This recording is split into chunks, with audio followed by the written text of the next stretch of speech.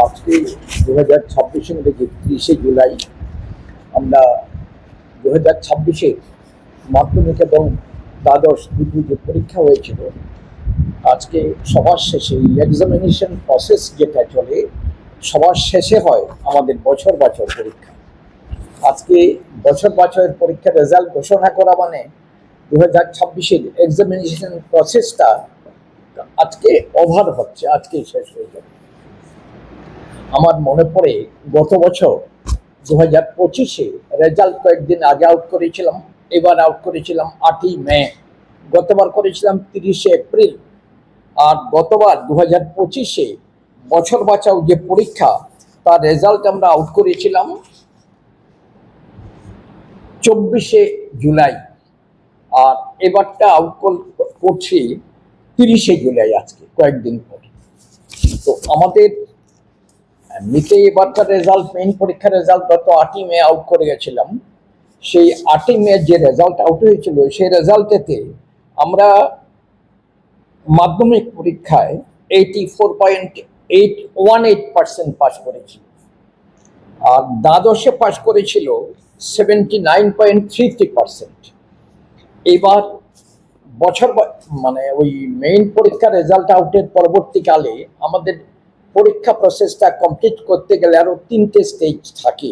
Number 1, পরীক্ষার result আউটের পরপরই রিভিউ হয়, তারপরে সেলফ ইন্সপেকশন হয়, সবার শেষে হয় আমাদের বছর বাঁচাও পরীক্ষা। গত 10ই জুন আমাদের বছর বাঁচাও পরীক্ষা শেষ হয়ে গেছে, আর 15ই জুন আমাদের দ্বাদশের বছর বাঁচাও পরীক্ষা এটাও শেষ হয়ে গেছে।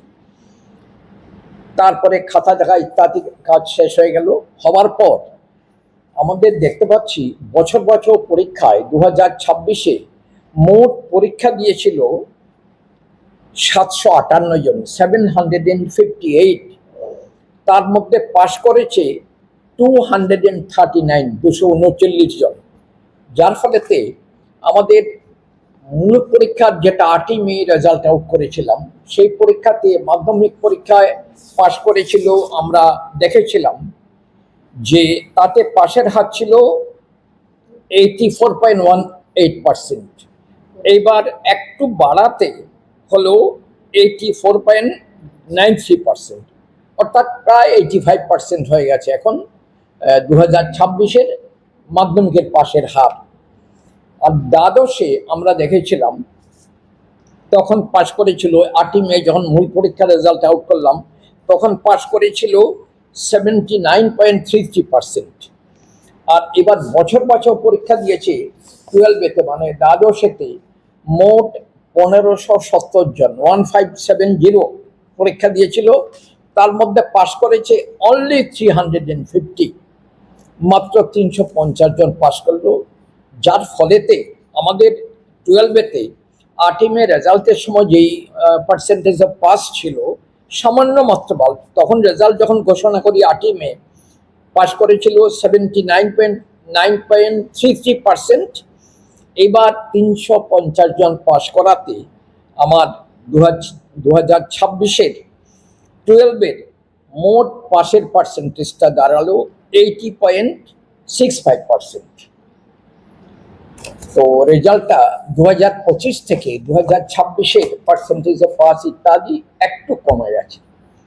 আর বাকি এরপরে যেটা ডিটেলস কিছুটা রেজাল্টের অংশ যেটা রয়েছে আপনারাও জিজ্ঞেসও করতে পারেন।